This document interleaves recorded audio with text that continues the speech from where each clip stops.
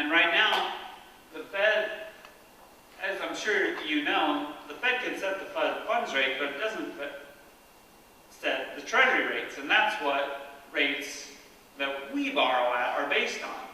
Mortgage rates, car loans, those kind of things are based a lot on Treasury rates. So they weren't having as much effect as they wanted, so they started buying treasuries. They're winding that down now, but they want to keep those treasury rates low to help keep the mortgage rates low to help housing recover.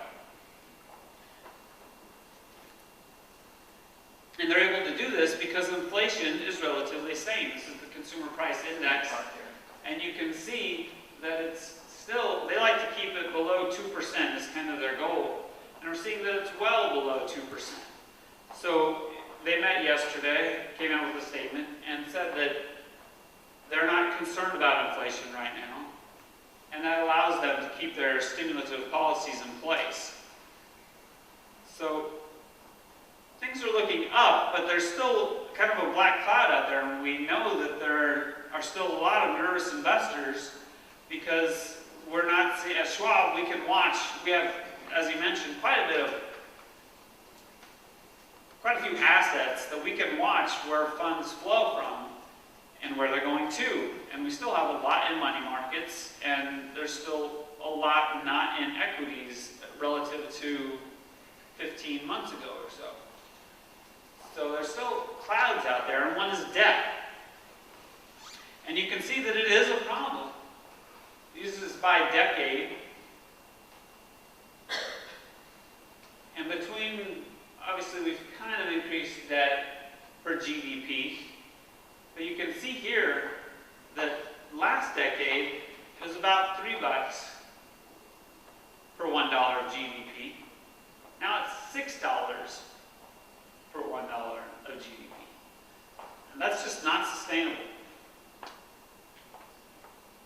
And consumers certainly are deleveraging.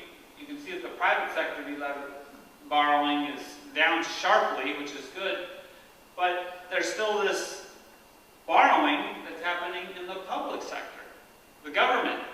Well, who ends up paying for that? Well, consumers do. So who's really borrowing it?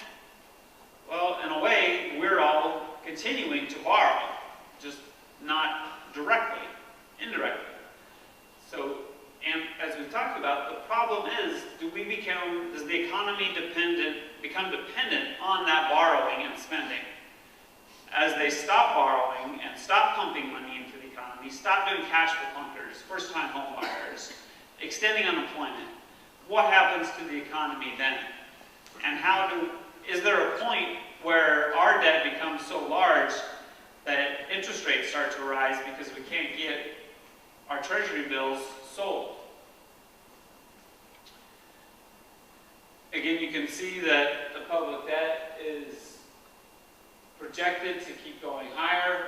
We have the healthcare reform, which is going to be, under the current proposal, quite expensive. And there are other issues out there as well that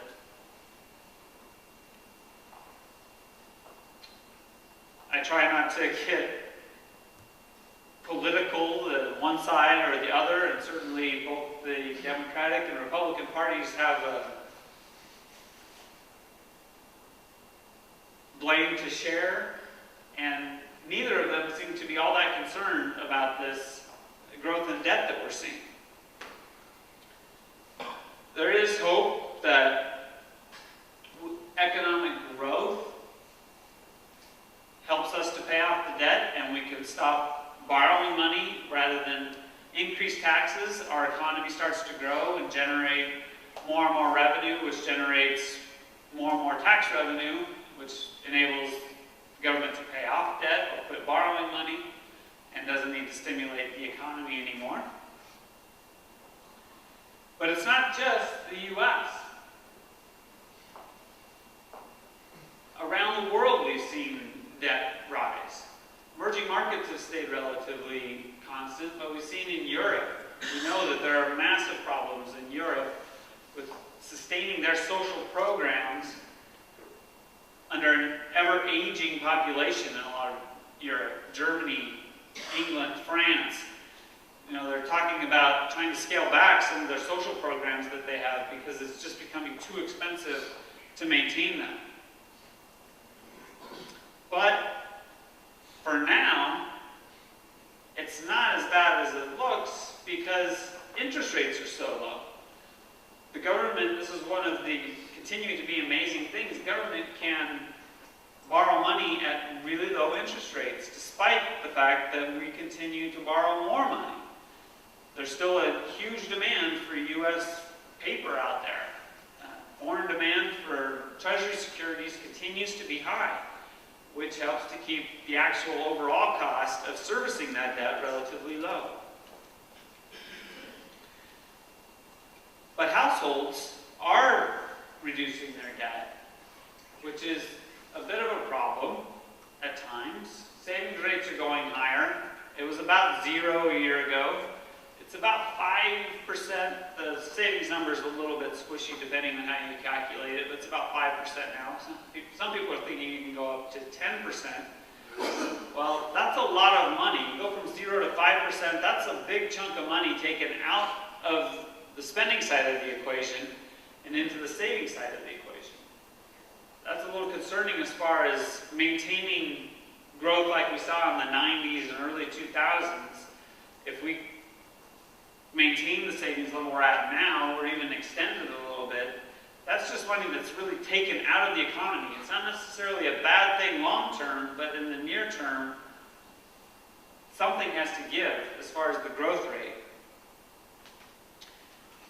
And the savings rate will go higher if people want to get serious about debt. There's been such an explosion of debt. You can see the liabilities as a percentage of disposable income just skyrocketed through the 90s and into 2000s, and now started to come back. But we're just starting to make a dent in that.